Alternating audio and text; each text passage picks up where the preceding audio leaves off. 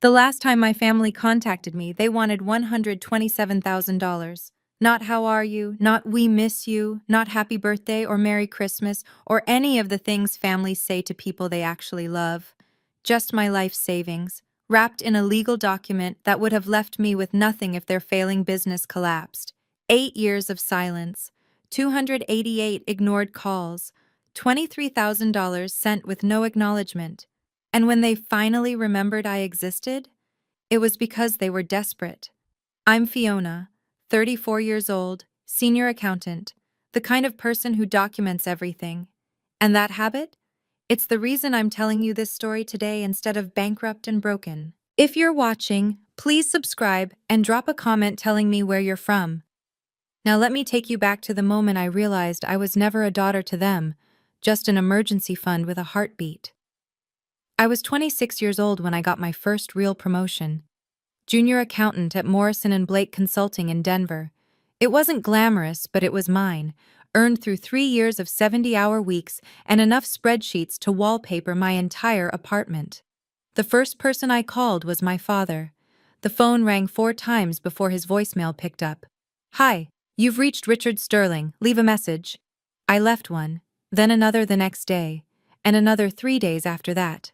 He never called back. 1 week later, I was scrolling through Facebook during my lunch break when I saw it. 47 people gathered around my half-brother Derek at his high school graduation party. Balloons. A 3-tier cake. My father's arm wrapped proudly around Derek's shoulders, both of them grinning like they'd just conquered the world. I hadn't been invited. I hadn't even known it was happening. Still, I sent Derek a congratulations card with a $500 check tucked inside. I figured maybe the mail had gotten lost. Maybe they'd tried to reach me and couldn't. I made excuses for them because that's what I'd been doing since I was 12 years old, since my mother died and my father remarried Barbara 2 years later. Derek cashed the check within 3 days. I know because I checked my bank statement obsessively, waiting for some acknowledgement. A thank you text. A phone call. Anything. Nothing came. That was the first time I started keeping records. Call it professional habit. I'm an accountant after all. Every unanswered call, every unacknowledged gift, every silence that stretched longer than the one before. I didn't know it then, but those records would eventually save my life, or at least save me from losing everything I'd worked for. The pattern became clear over the next 5 years, though I refused to see it for what it was. Derek called me for the first time in 18 months when he was 23. No small talk, no "how are you, sis?" Just, "I need $8,000 for a startup. It's a sure thing. I'll pay you back in 6 months." I wired the money that afternoon. The startup, some app for matching dog walkers with pet owners, folded 4 months later. Derek never mentioned repaying me. When I brought it up during one of my unanswered voicemails, I got a text back. "Things are tight. You understand." I understood. I always understood. 3 years ago, Barbara texted me for the first time in 26 months. I still remember staring at my phone, heart racing, thinking maybe finally something had changed. Her message read, "Emergency. Roof damage from storm. Need $15,000 for repairs. Your father's credit is maxed. Please help family." I transferred the money within 48 hours, draining half my emergency fund. 2 months later, I saw her Instagram post. Barbara leaning against a brand new pearl white Lexus RX, captioned, "Birthday gift to myself, #blessed, new car smell." The roof, as far as I could tell, looked exactly the same in every photo. $23,000. That's what I'd sent them over 5 years, not counting the smaller gifts, the cards with cash, the subscription boxes at Christmas. $23,000, 0 thank you notes, 0 visits, 0 returned calls. But I kept sending birthday cards. I kept trying, because I still believed that blood meant something, that if I just loved them enough, eventually they'd love me back. I was wrong, but it would take me 3 more years to admit it. 14 months. That's how long it had been since anyone in my family had acknowledged my existence in any form. I'd counted. Not because I wanted to, but because the silence had become so absolute that I started marking the days like a prisoner scratching lines into a cell wall. During those 14 months, I called 17 times. Each call went straight to voicemail. I left messages that ranged from cheerful, "Just checking in, hope everyone's doing great," to concerned, "Is everything okay? Please call me back," to finally, desperately honest, "I just want to know if I did something wrong, please." Voicemail, voicemail, voicemail. I sent a Christmas card last December with a $200 gift card for each of them: Richard, Barbara, Derek. I tracked the package. Signature confirmed. Delivered December 21st at 2:47 p.m. No response. Not a text. Not an email. Not even an automated thank you. By March, I'd started to accept a truth I'd been running from for 8 years. I didn't have a family anymore. Maybe I never really had.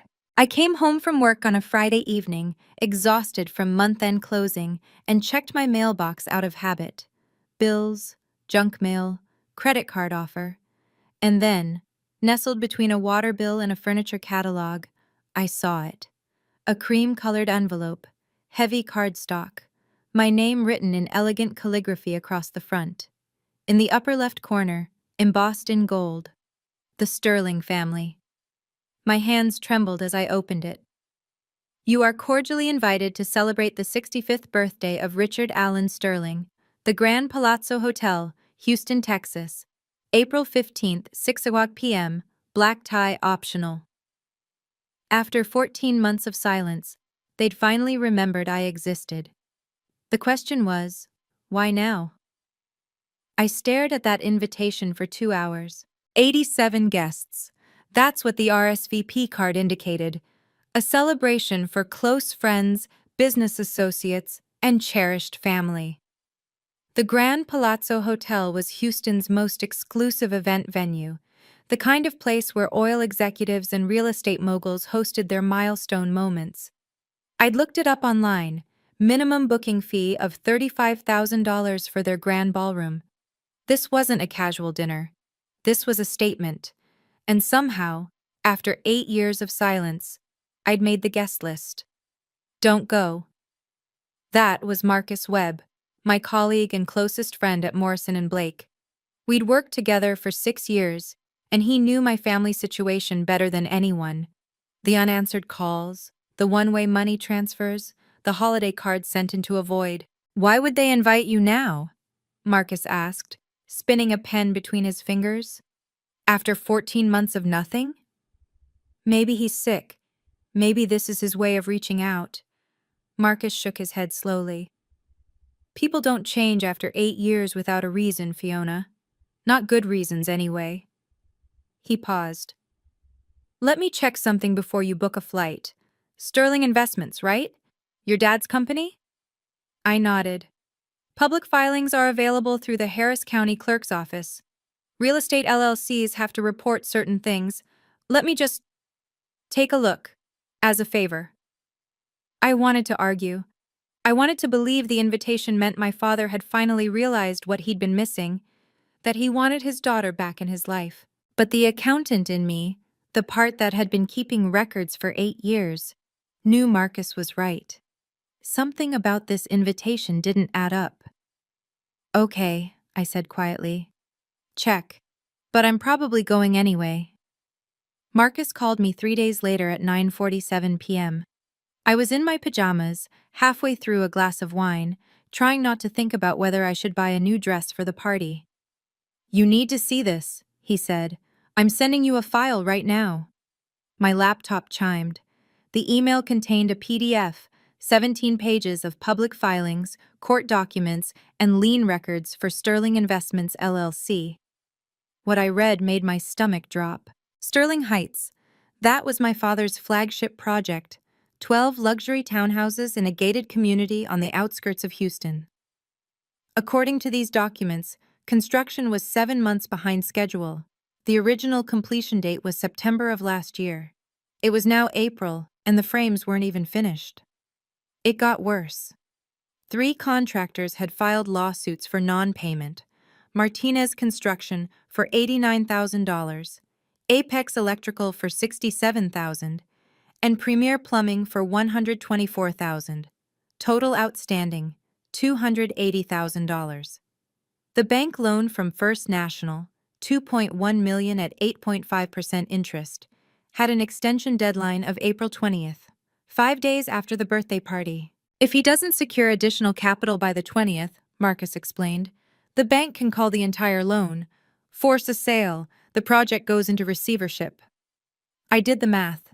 Even selling the partially completed units wouldn't cover the debt. Richard Sterling was about to lose everything. And how much would he need to stay afloat? Roughly $150,000. Just enough to pay the contractors and convince the bank to extend. I had $127,000 in my savings account. Suddenly, the invitation made perfect sense. They don't want me there, I whispered. They want my money. I bought the plane ticket anyway. $342 one-way Denver to Houston. April 14th, arriving at 6:15 p.m., the night before the party. I told myself I needed to see this through. I needed to look my father in the eyes and understand, once and for all, whether I'd ever been anything more than a financial safety net. But I wasn't going in blind. Not this time. The night before my flight, I spent 4 hours printing documents. Bank statements from the last 8 years showing every transfer I'd made to the Sterling family. Dated, annotated, highlighted. Screenshots of text messages. Call logs from my phone carrier. Receipts for gifts sent via registered mail with signature confirmation. I organized everything into a manila folder, then copied the key documents onto a USB drive that I tucked into my carry-on. Old habit. Always have a backup. At 7 a.m. on April 14th, I called Marcus from the gate. If you don't hear from me in 48 hours, I said, send everything to my personal email, the bank statements, the court filings, all of it. Fiona, this is insane.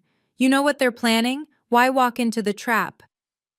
I watched the boarding announcement flash on the screen. Because I need to know. I need to hear them say it or not say it. I need to close this chapter, one way or another.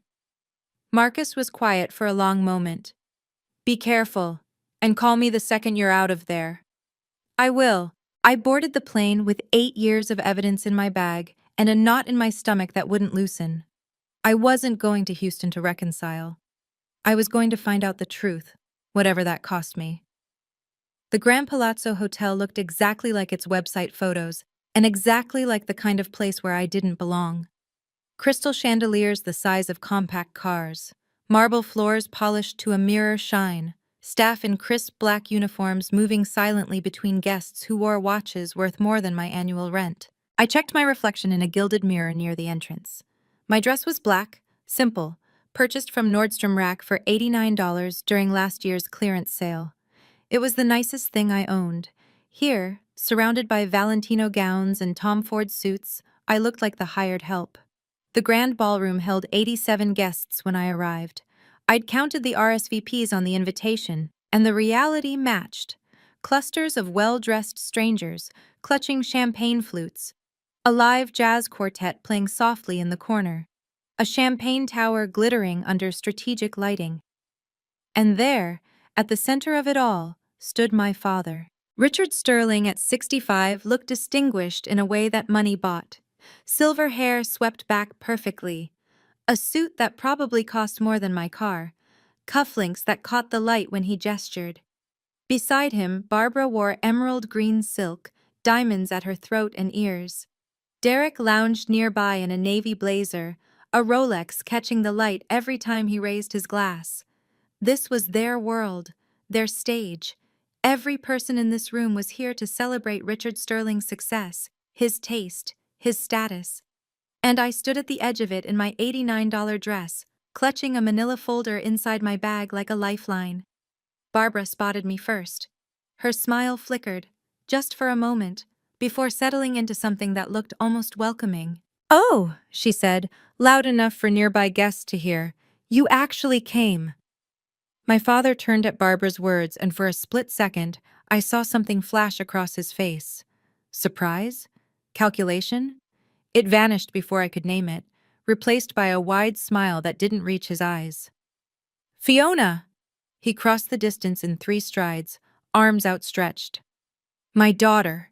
It's been too long. 8 years, Dad. Has it really?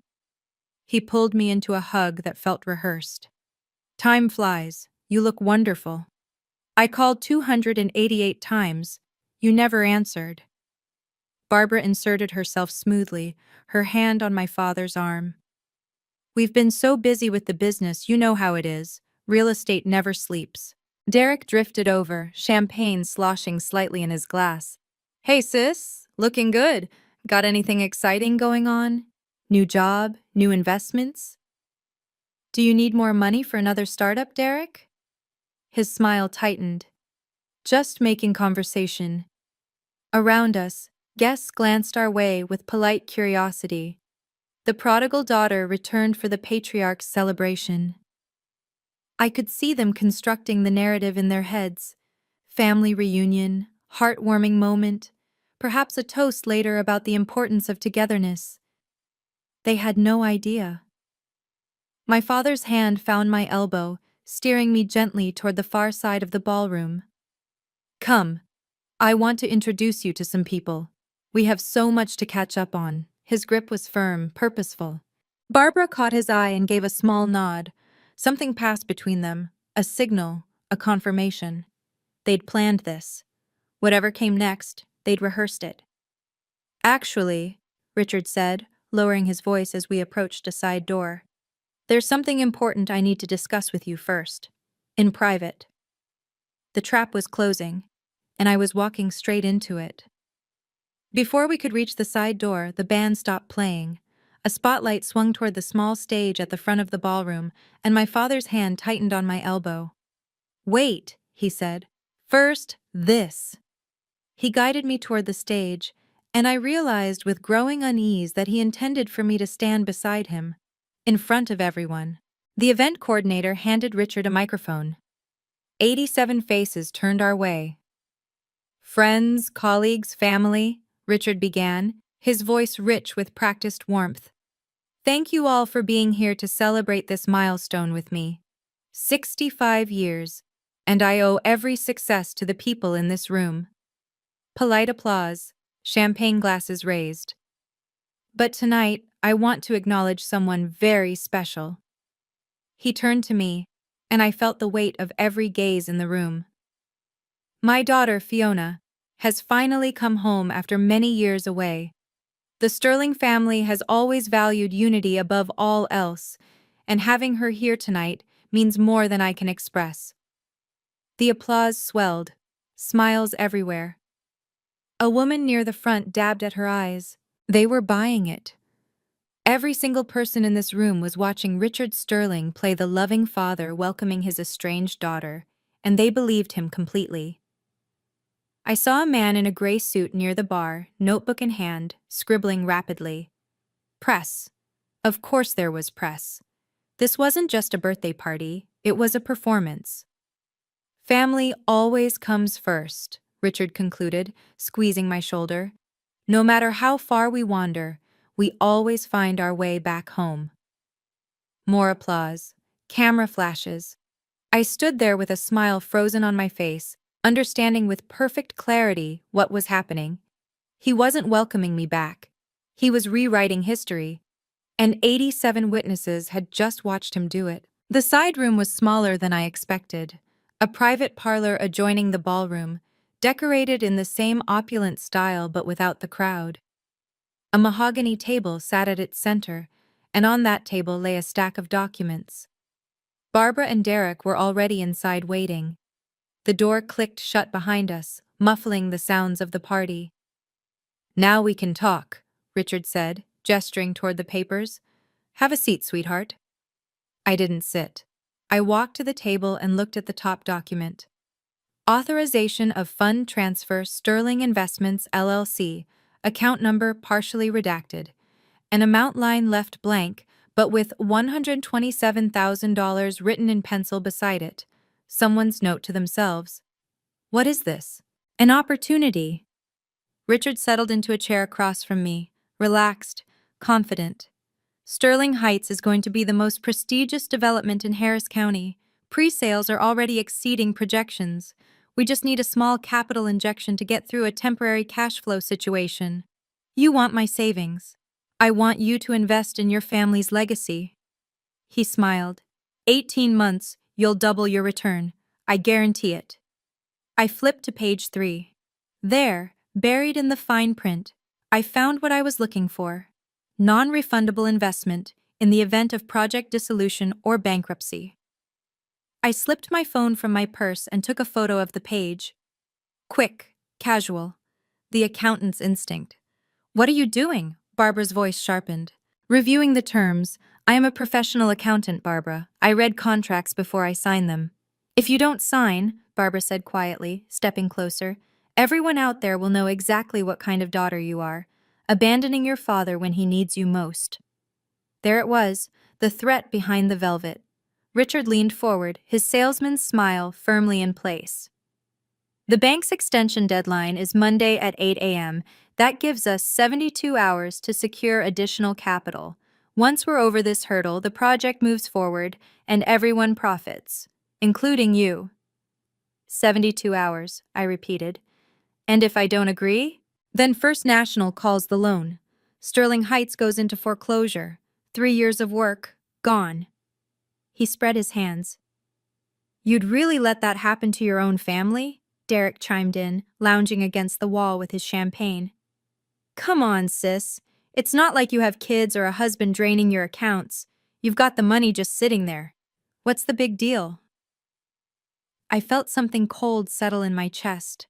Not anger, not yet. Something quieter. Recognition. Let me make sure I understand, I said evenly. You haven't returned a single phone call in 8 years. You didn't come to my promotion celebration. You didn't acknowledge any birthday, any holiday, any gift I sent. And now, you want me to hand over every dollar I've saved since I was 22? Barbara's expression flickered. We've been busy. You cashed the checks, though, every single one. Derek's $8,000 for his startup, your $15,000 for the roof repair. I looked at Barbara. That was a nice Lexus, by the way. Silence. Richard's smile had tightened. This isn't about the past, Fiona. This is about family stepping up when it matters. You raised me until I was 18, I said. That was your legal obligation. After that, I paid my own way. $68,000 in student loans, 9 years to pay them off. Don't frame your obligation as a favor I need to repay. Barbara stepped forward, and I saw the calculation in her eyes. If you won't sign in here, she said, perhaps we should discuss this somewhere more public. I should have seen it coming. Barbara didn't wait for my response. She turned on her heel, threw open the door to the ballroom, and raised her voice loud enough to cut through the jazz quartet and champagne chatter. Everyone, please, I need your attention.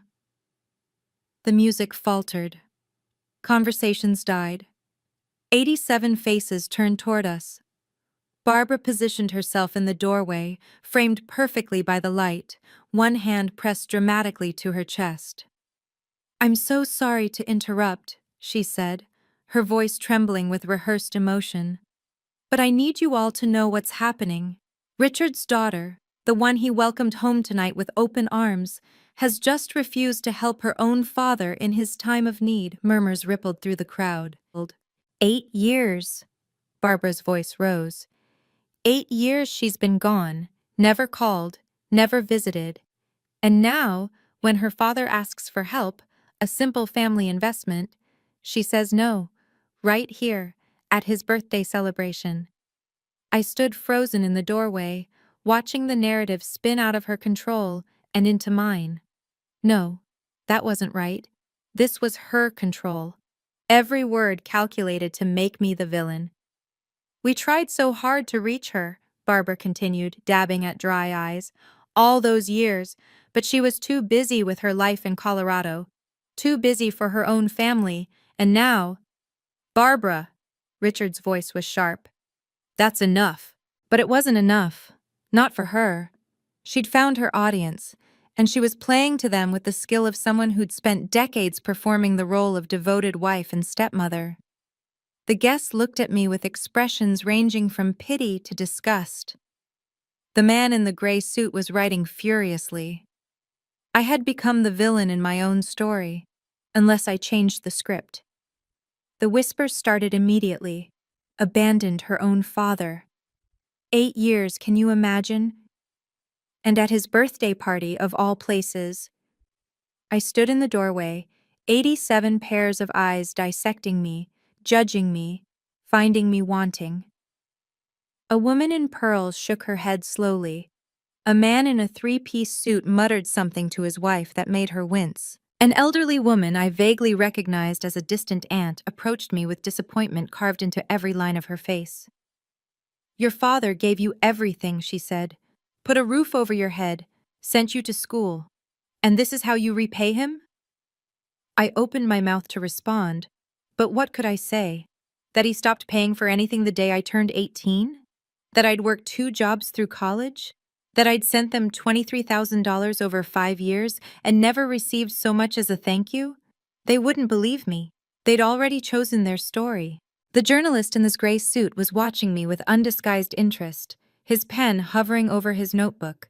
I could see the headline forming behind his eyes. Family drama erupts at real estate mogul's birthday gala.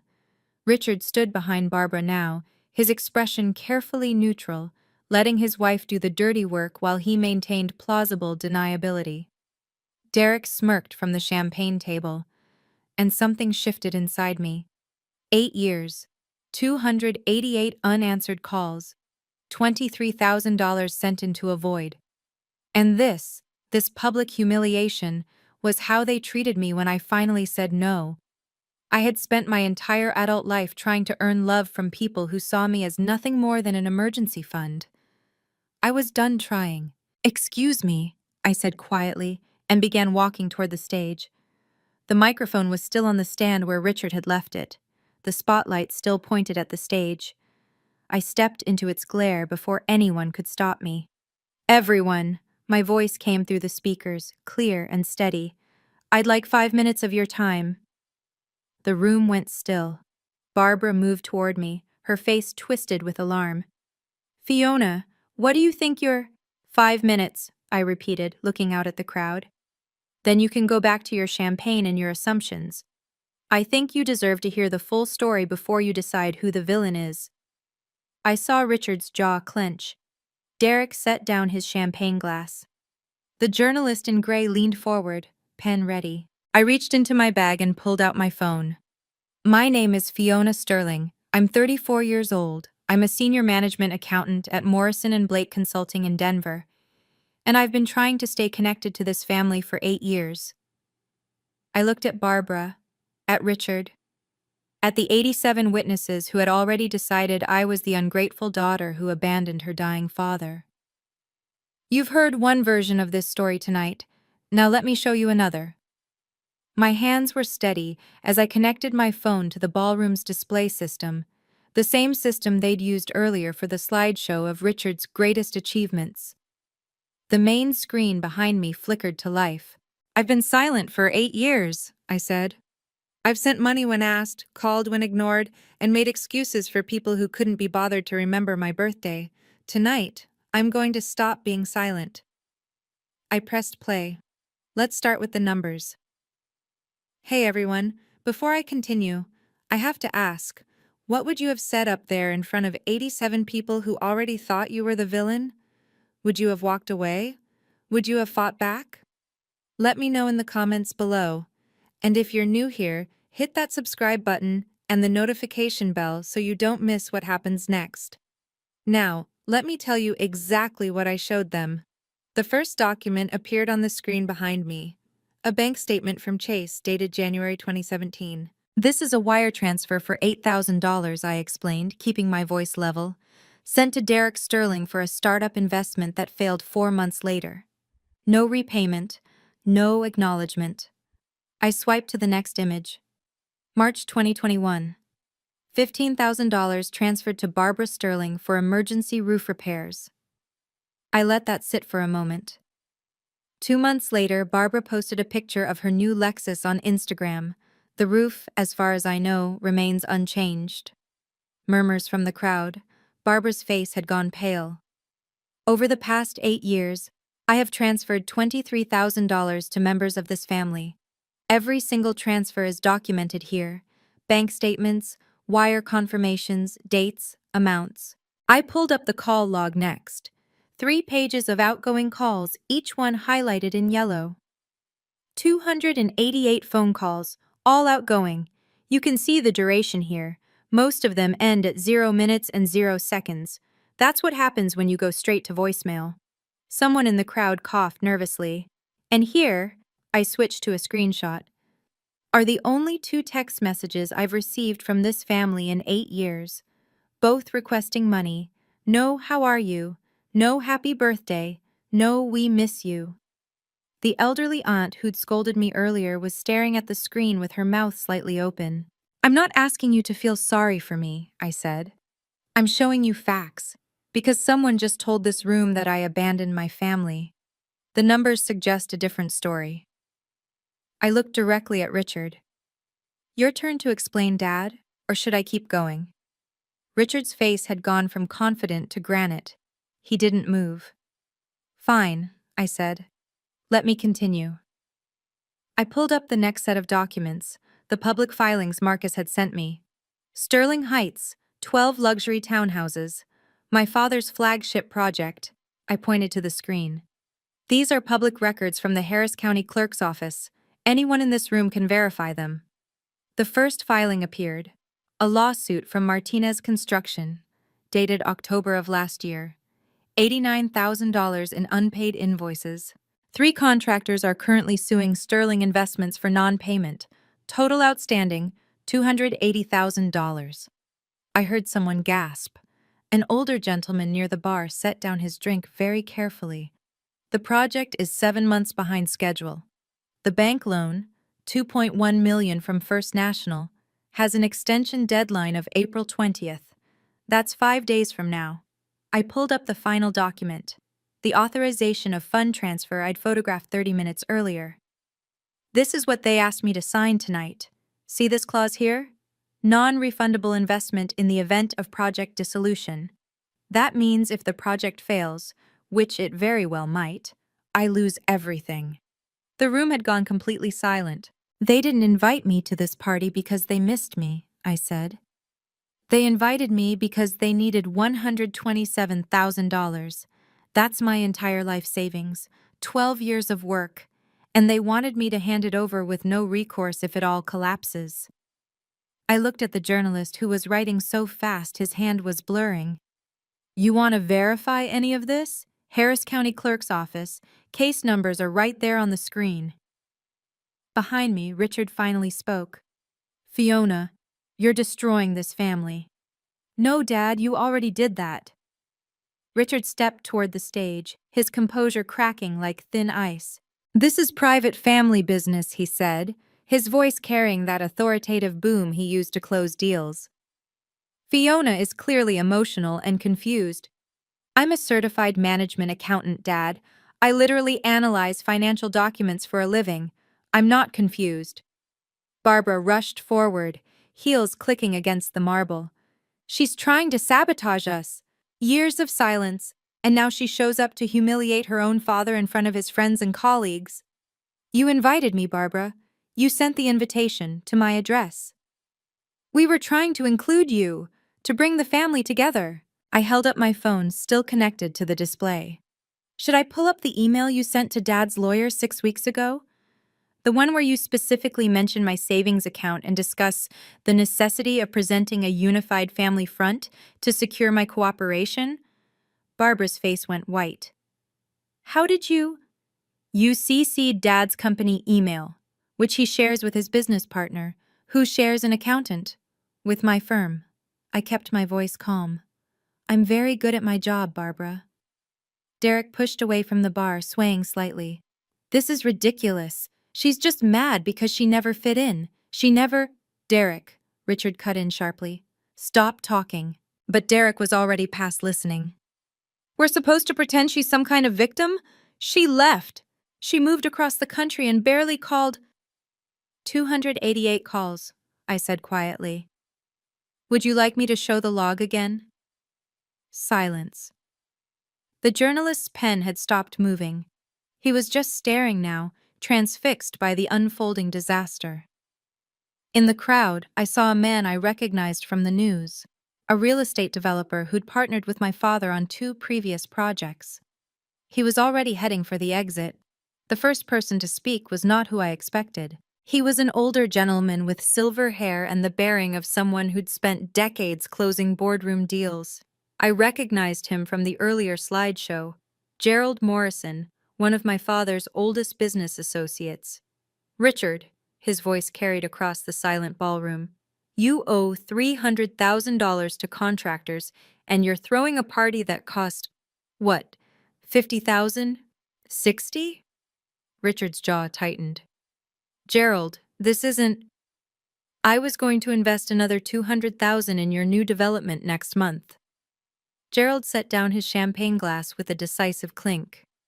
I think I'll be reconsidering that. He walked toward the exit without looking back. The elderly aunt who had scolded me earlier approached the stage, her face transformed by something that looked like genuine regret. Young lady, she said quietly, I owe you an apology. I had no idea. Richard always said you were too busy to visit, that you preferred your independence. I preferred a family that returned my phone calls, ma'am. She nodded slowly, then turned to look at Richard with an expression I couldn't quite read. Disappointment? Disgust? Both? More guests were leaving now, not rushing. This crowd was too polished for that, but definitely leaving. The whispers had changed direction. Lawsuit against contractors. Tried to take her savings. She had receipts for everything. I saw Barbara trying to intercept departing guests, her smile desperate. This is all a misunderstanding. She's always been difficult. Richard is a wonderful father. No one was stopping to listen. The journalist in gray caught my eye and nodded once. Not approval exactly, more like acknowledgement. This was a story now. It would be in print by morning. Richard stood alone in the center of his own party, watching his empire crumble in real time. I stepped down from the stage. The remaining guests parted from me like I was carrying something contagious. Or maybe something they didn't want to catch. Failure, scandal, the truth. Richard intercepted me halfway to the door. Up close, I could see the lines around his eyes, the gray at his temples, the desperate calculation still working behind his expression. Fiona. His voice had dropped low, for only me to hear. You've made your point. Now let's talk about how we fix this. There's nothing to fix, Dad. I'm your father.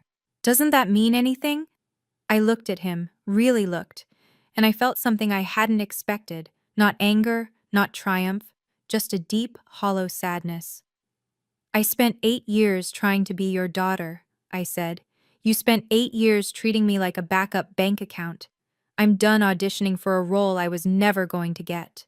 I pulled the authorization of fund transfer from my bag, the copy I'd photographed earlier. Slowly, deliberately, I tore it in half, then in quarters. This is my answer. I placed the pieces in his hand. Barbara was crying now, real tears or performance, I couldn't tell.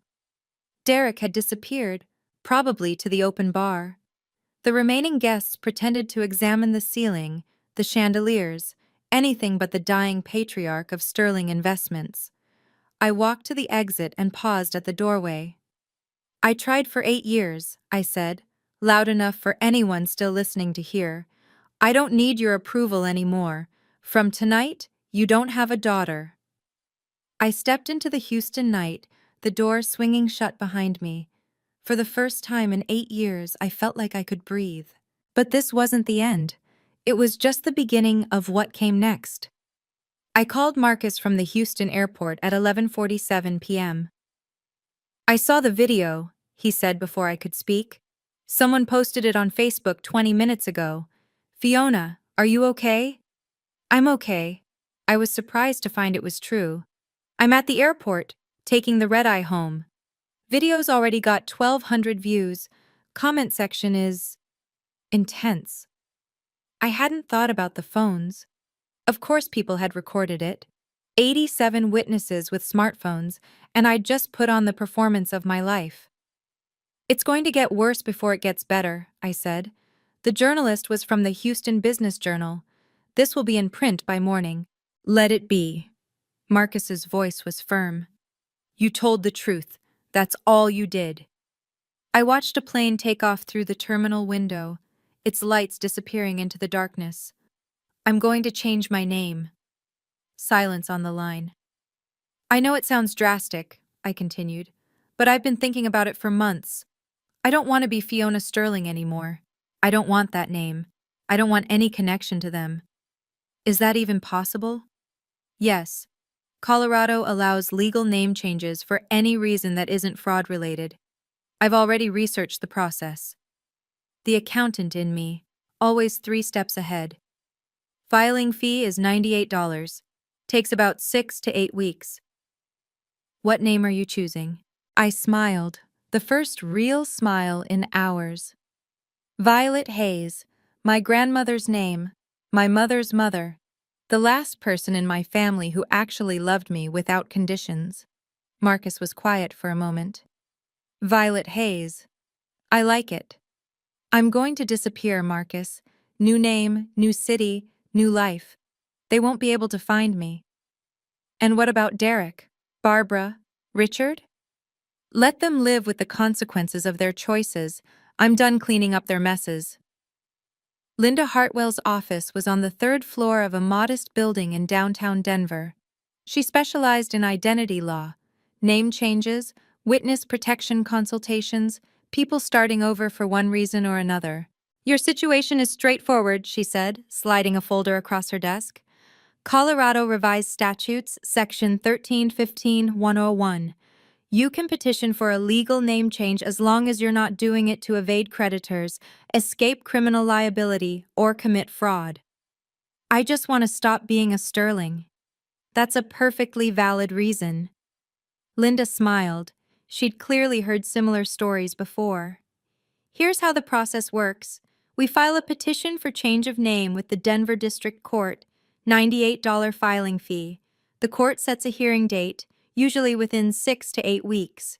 Assuming no objections, the judge issues a court order, and your new name becomes legal. I looked at the form. Petitioner's current legal name, Fiona Claire Sterling. Proposed new legal name. I wrote carefully, Violet Marie Hayes. After the order is issued, Linda continued, you'll need to update your social security card, driver's license, passport, bank accounts, everything. It's tedious but not complicated. And if my family tries to find me? Your new name is public record if they know where to look, but there's nothing requiring you to tell them, no forwarding address, no notification. You simply become a different person, legally speaking. I signed the petition. One more thing, Linda said as I stood to leave. I've been doing this for 15 years. The people who change their names because they want to escape abusive or exploitative family situations, they almost never regret it. It's the ones who keep hoping the family will change who end up back in my office, heartbroken. I'm done hoping, I said. Good. See you in 6 weeks, Ms. Hayes. 8 weeks later, Fiona Sterling ceased to exist. The court order arrived on a Tuesday afternoon, a single sheet of paper that changed everything.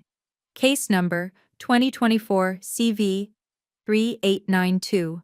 In the matter of Fiona Claire Sterling, petitioner. The petition for change of name is hereby granted. The petitioner's legal name shall henceforth be Violet Marie Hayes. I stared at it for a long time. Then I got to work. The house sold in 3 weeks. A young couple with a new baby, excited about the neighborhood, thrilled by the price, $285,000 cash offer. After paying off the remaining mortgage, I walked away with $112,000. I canceled my phone number, the same number I'd had for 12 years, the one I'd left on 88 voicemails that were never returned. Gone. I deleted my email accounts, my Facebook profile, my LinkedIn. Everything that said Fiona Sterling disappeared from the digital world. Marcus was the only connection to my old life. I gave him a P.O. box address in Portland, Oregon, for emergencies only, and if anyone asks, you haven't heard from me in years. They're already calling, he said. Your father's assistant, some lawyer. They keep asking if I know where you are. You don't. That's the truth. He nodded. Be safe, Violet. It felt strange hearing that name out loud. Strange, but right. I boarded a plane to Portland on a gray June morning. New city, new name, new beginning. The woman who stepped off that plane wasn't Fiona Sterling anymore. The invisible daughter, the endless giver, the emergency bank account. She was Violet Hayes, and for the first time in her 34 years, she belonged to nobody but herself. Marcus called me in November. I thought you'd want to know, he said. It's over. I was sitting in my new apartment in Portland, watching rain streak down the windows. 11 stories up, overlooking the Willamette River. Small, but mine. Sterling Heights? Foreclosed in July. First National called the loan when your father couldn't secure additional capital. The project went into receivership. The bank took a loss of about $800,000. Your father... Marcus paused. He lost everything, Fiona. Violet. Sorry, I'm still getting used to that. I didn't feel the satisfaction I'd expected, just a hollow finality, like watching a building you used to live in finally collapse. The Houston Business Journal ran a follow-up piece last month, Marcus continued. Local developer's family drama goes viral. 23,000 views online. They interviewed some of the guests from the party. Nobody's investing with him anymore. And the house? River Oaks property went on the market in September. He needed to sell to cover the contractor lawsuits. The article said he's renting a condo in the suburbs now. I thought about the man I'd seen at the party. Silver hair, Tom Ford suit, surrounded by admirers. The patriarch of the Sterling family, master of his domain. Now living in a rental condo, his reputation in ruins. The Houston Real Estate Investors Association voted to revoke his membership, Marcus added. Conduct unbecoming or something like that. He's essentially blacklisted from every major deal in the city. I closed my eyes.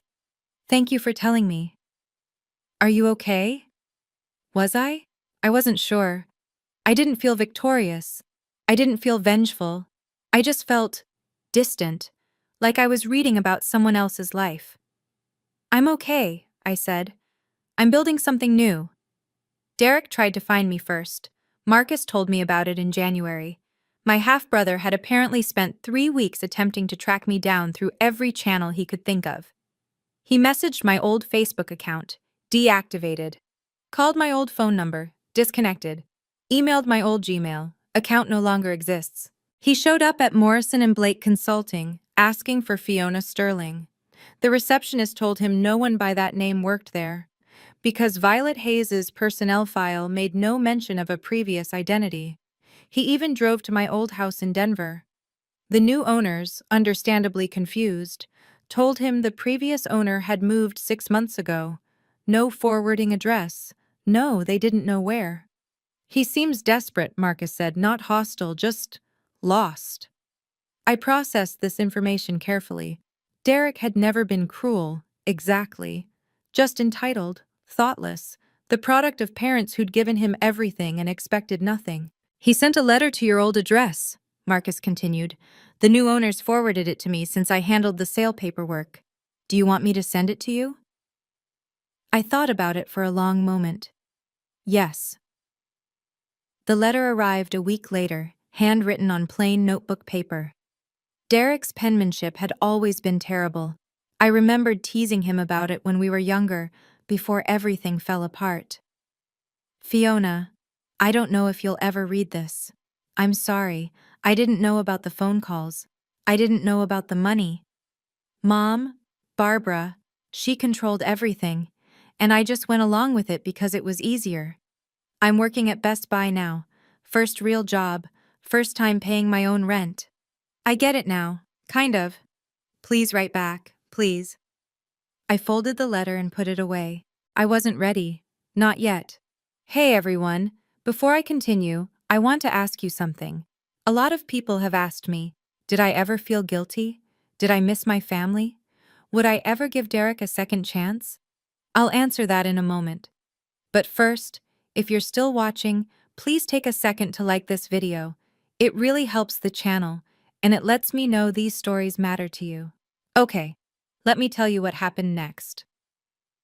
Barbara's downfall was quieter than Richard's, but no less complete.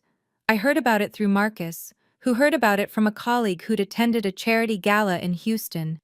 The kind of event Barbara used to dominate: designer gown, strategic positioning, air kisses with the right people. She hadn't been invited this year. Word had spread through the social circles that mattered to her: the video from the party, the lawsuits, the foreclosure, but mostly the video. Someone had edited it down to the key moments: Barbara's public accusation, my evidence, her face going white when I mentioned her Lexus. 300,000 views across various platforms. The comments were brutal. Imagine trying to steal your stepdaughter's savings and calling her ungrateful. The stepmother from every fairy tale, except this is real life. Queen of gaslighting caught on camera. Her friends, the women she'd brunched with, vacationed with, competed with for decades, had quietly dropped her from their group chats, their dinner parties, their lives. Nobody wanted to be associated with the woman from that video. The country club membership lapsed when they couldn't pay the dues. The Lexus was sold. The diamonds Barbara had worn to Richard's birthday were now in a pawn shop somewhere, and the marriage, according to Marcus's sources, was hanging by a thread. Richard blames her for the public confrontation, he reported. Says if she'd just kept quiet, they could have handled it privately. They've been fighting constantly. I imagined them in their rental condo, the walls closing in, each of them pointing fingers at the other, while their carefully constructed lives crumbled around them. I didn't feel sorry for Barbara, but I didn't feel triumphant either. I just felt free. My father hired a private investigator in February. Marcus discovered this by accident. The investigator had called Morrison and Blake, asking questions about a former employee named Fiona Sterling. Standard due diligence, he'd claimed. Background check for a financial matter. The receptionist, properly trained, had declined to provide any information. According to Marcus, the investigator was charging $3,000 a week. For 2 months, Richard Sterling paid someone to search for a daughter who didn't exist anymore. Fiona Sterling's trail ended at Denver District Court, case number 2024 CV03892. But Colorado law didn't require that name change records include the new name in public-facing documents. Without a court order, which required proving harm, my father couldn't access the sealed portion of the file. The investigator told Richard it's a dead end, Marcus said. She changed her name, sold her house, canceled all her accounts. If she doesn't want to be found, she won't be found. $24,000. That's what my father spent trying to locate me. The irony wasn't lost on me. 8 years ago, he couldn't be bothered to return a phone call. Now he was hemorrhaging money he couldn't afford, desperately searching for the daughter he'd ignored for a decade. He called the investigator off last week, Marcus added. Said he couldn't afford to continue. I sat with that information for a long time. Part of me, a small, stubborn part I'd been trying to silence for months, wondered if this meant he actually cared, if losing everything had finally made him see what he'd thrown away. But the larger part of me knew better. He wasn't looking for his daughter. He was looking for his last remaining asset, and that asset had made herself impossible to find. Winter in Portland was gray and wet and absolutely beautiful. I'd found an apartment in the Pearl District, 11 floors up, with floor-to-ceiling windows that looked out over the Willamette River. On clear days, I could see Mount Hood in the distance. On gray days, which was most of them, I watched the rain and felt something I hadn't experienced in years. Peace. My new job at Pacific Northwest Financial was everything my old position had been, minus the baggage. Same work. Audits, reconciliations, the satisfying puzzle of making numbers balance.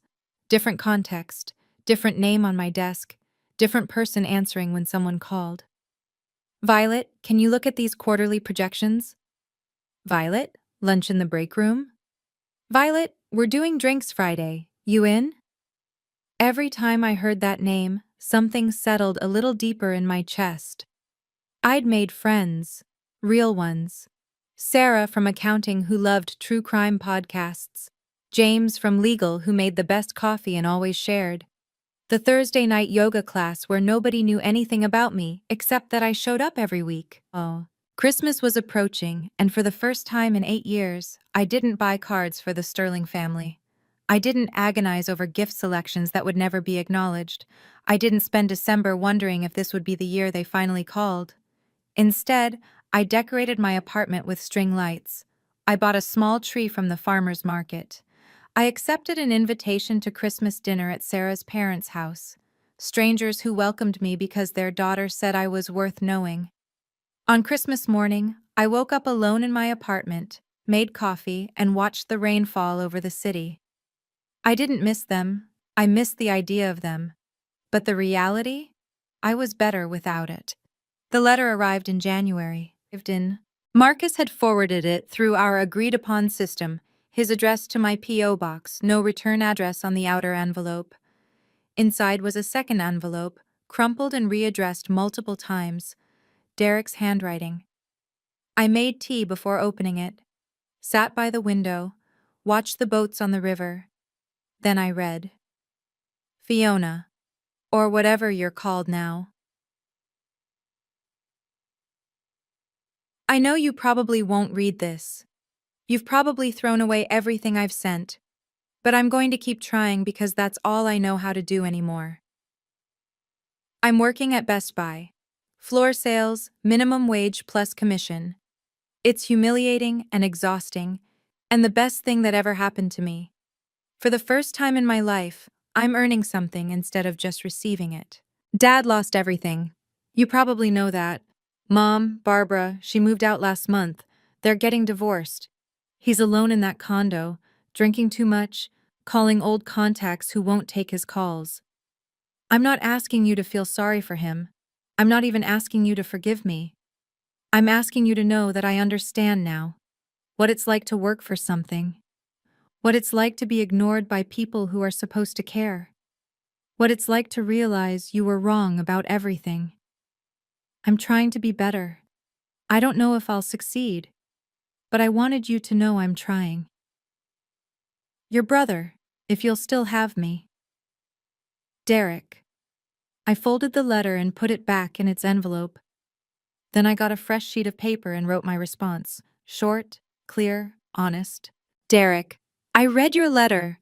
I'm glad you're learning, but I'm not ready for a relationship with anyone from that family.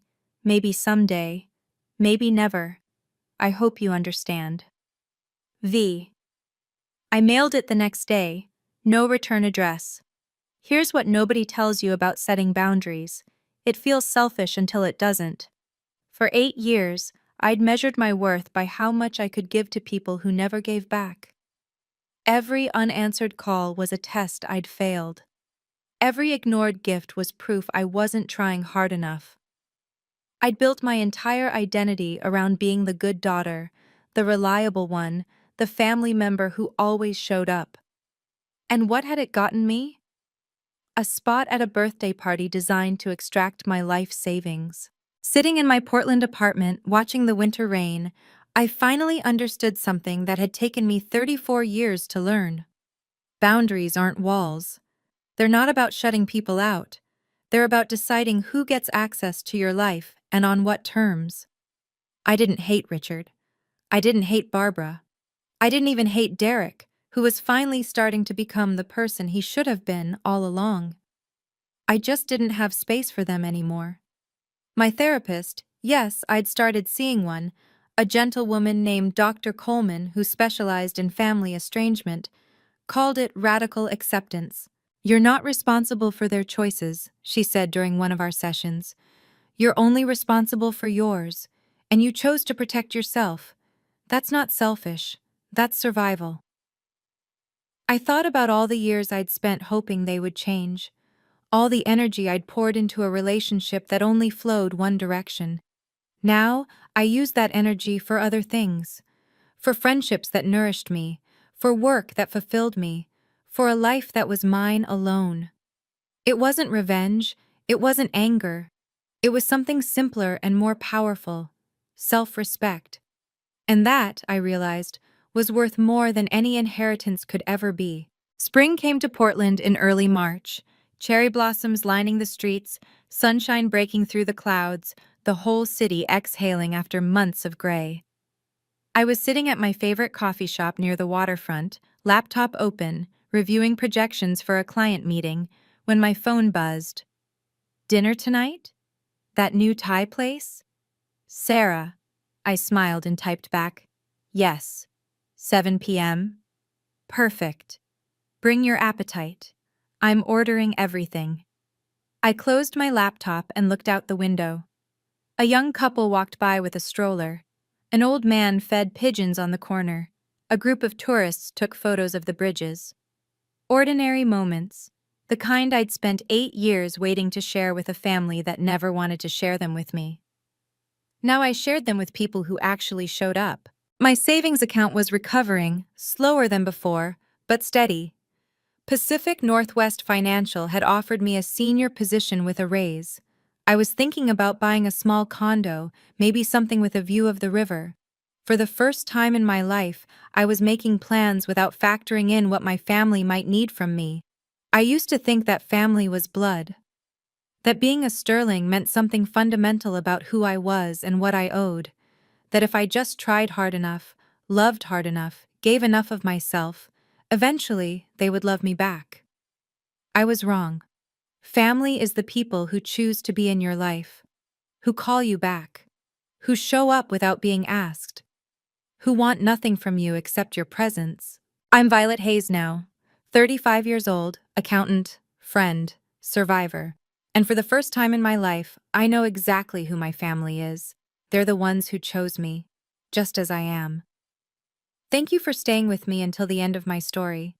If you've ever been treated like an ATM by the people who were supposed to love you, if you've ever felt invisible in your own family, I want you to know you're not alone, and walking away isn't giving up.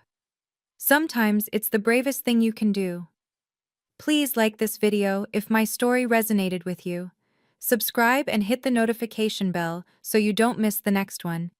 And check out the other stories in the description. I think you'll find something that speaks to you. I'm Violet Hayes. New name, new life, and I'm finally home.